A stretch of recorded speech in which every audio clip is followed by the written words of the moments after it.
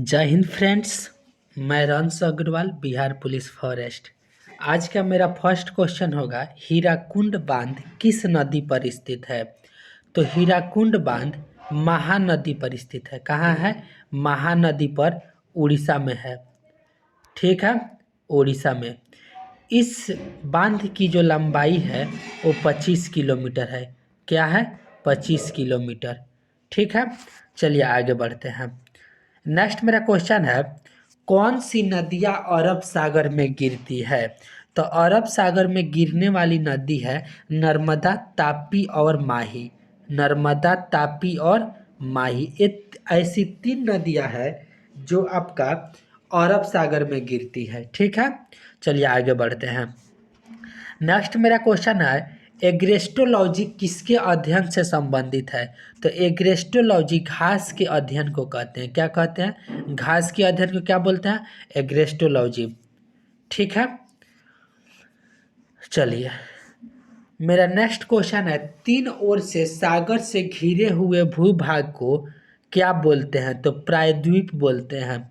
प्रायद्वीप का मतलब होता है इधर ये तीनों ओर से पानी रहेगा, एक भाग से आपका थल रहेगा यानी जमीन रहेगा, तो उसको प्रायद्वीप बोलेंगे। ठीक है, और जो चारों ओर से जल से घिरा हो उसको द्वीप बोलते हैं। क्या बोलते हैं? उसको द्वीप बोलते हैं। ठीक है, चलिए आगे बढ़ते हैं। नेक्स्ट मेरा क्वेश्चन है, भारत में सबसे ज़्यादा रबड़ उत्पादन करने वाला राज्य कौन सा है?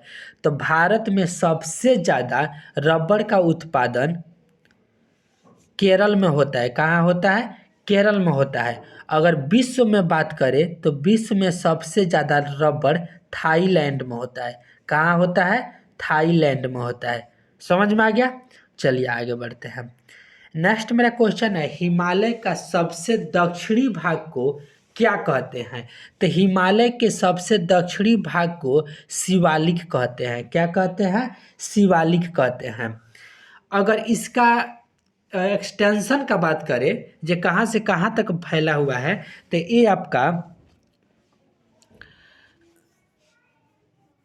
आपका देहरादून और हिमाचल प्रदेश वगैरह पार्ट में ये है। ठीक है, यानी शिवालिक हिमालय कहाँ है? तो हिमाचल प्रदेश में है। इसकी औसत ऊंचाई का बात करें, ये जो शिवालिक जो पर्वत है, पहाड़ है, इसकी अगर औसत ऊंचाई का हम बात करें तो आपका 900 से 1200 मीटर के मध्य होता है। ठीक है, अच्छा। नेक्स्ट मेरा क्वेश्चन है, अमर बेल किसका उदाहरण है? तो अमर बेल एक परजीवी पौधा का उदाहरण है। किसका उदाहरण है? एक परजीवी पौधा का उदाहरण है। जैसे जैसे अगर कोई, जैसे लता हो गया, ये दूसरे पेड़ पे डिपेंड रहता है, तो ये आपका परजीवी हो जाएगा। ठीक है, चलिए। आर्यभट्ट एक महान खगोल शास्त्री थे। कौन थे? खगोल शास्त्री थे। ठीक है, चलिए आगे बढ़ते हैं।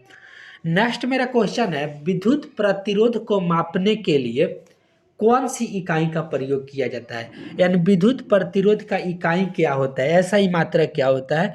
इस सेट नंबर, इसके पहले वाला जो सेट था 22, उसमें हम गलती बताए हैं। विद्युत प्रतिरोध का ऐसा ही मात्रक ओम होता है। क्या होता है? ओम होता है।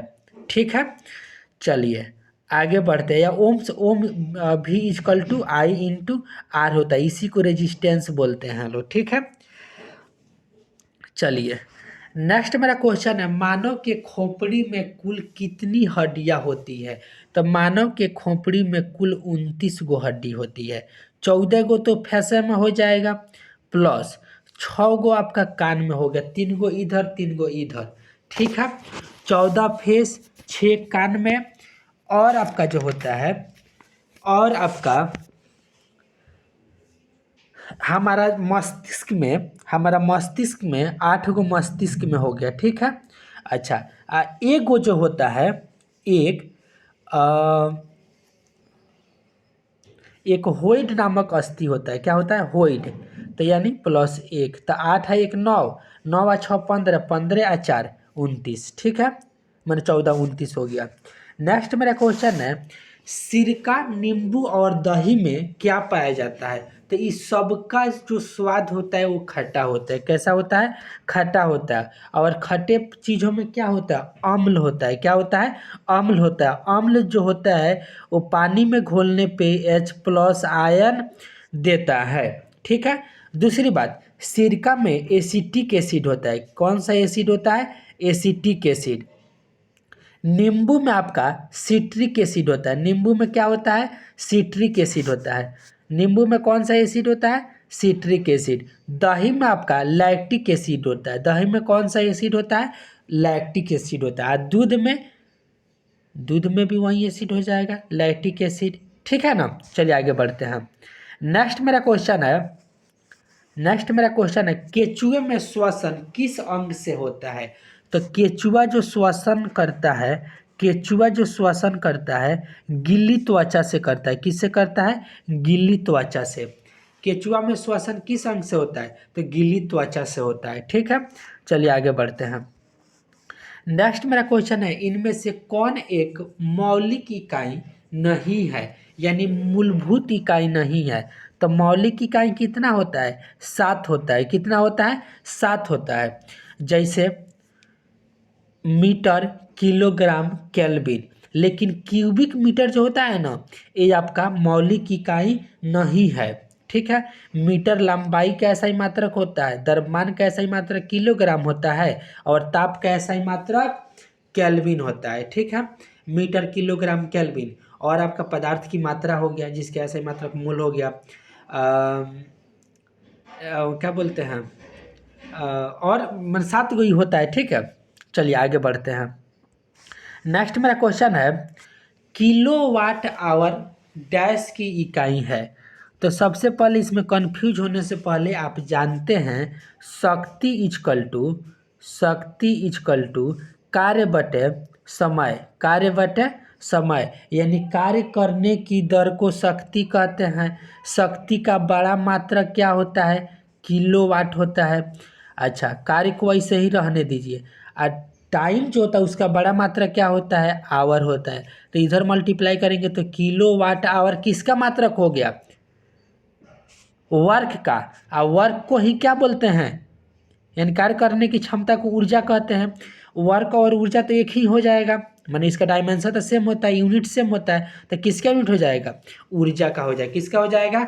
ऊर्जा का हो जाएगा। समझ में आ रहा है ना। चलिए आगे बढ़ते हैं। नेक्स्ट मेरा क्वेश्चन है एक परमाणु जिसकी परमाणु संख्या 14 है तथा 14 है तो उसमें संयोजक इलेक्ट्रॉन की संख्या, वैलेंस इलेक्ट्रॉन की संख्या कितनी होगी? ये हमको बताना है। एक परमाणु जिसकी परमाणु संख्या 14 है तो उसमें संयोजी इलेक्ट्रॉन की संख्या यानी वैलेंस इलेक्ट्रॉन की संख्या कितनी होगी? तो सबसे पहले आप जानते हैं कक्षा में इलेक्ट्रॉन को भरने का जो फार्मूला होता है वो 2n² होता है। ठीक है। तो पहली कक्षा में n का वैल्यू 1 हो जाएगा, यानी पहली कक्षा में 2 इलेक्ट्रॉन हो सकता है। दूसरी कक्षा में n का वैल्यू 2 रखेंगे, 2 दूनी 4, 4 दूनी 8 हो गया। ठीक है। तीसरी कक्षा में 3 त्रिका 9, 9 दूनी 18 हो गया। तो n का वैल्यू 3 रखेंगे तो कितना हो जाएगा? 18 हो जाएगा। इतना समझ में आया? तो चलिए अब आगे देखिए। आप जानते हैं सेंटर में, न्यूक्लियस में आपका प्रोटॉन और न्यूट्रॉन होता है। ये मेरा पहला कक्षा हो गया। तो पहला में तो हम 2 गो इलेक्ट्रॉन रख सकते हैं। अच्छा, दूसरा में हम 8 गो रख सकते हैं, अभी बताए थे। तो 8 गो रख दीजिए, 8। ठीक है। तीसरा में हम 18 गो रख सकते हैं। मेरे पास है कितना? 14 गो। तो 8 गो दूसरका में और पहिलका में 2 8 है 2 10, तो 4 गो ना हम लास्ट में रखेंगे। तो मतलब जो लास्ट वाला आता है वही आपका संयोजी इलेक्ट्रॉन है। मतलब जिसका परमाणु संख्या 14 है तो उसमें संयोजी इलेक्ट्रॉन की संख्या कितनी हो जाएगी? 4 हो जाएगी। समझ में आ गया? Okay, thank you. अगर हमारा पढ़ाने का तरीका अच्छा लगे तो हमारे चैनल को लाइक, शेयर और सब्सक्राइब जरूर कर दीजिएगा। Thank you. जय हिंद, जय भारत, भारत माता की जय।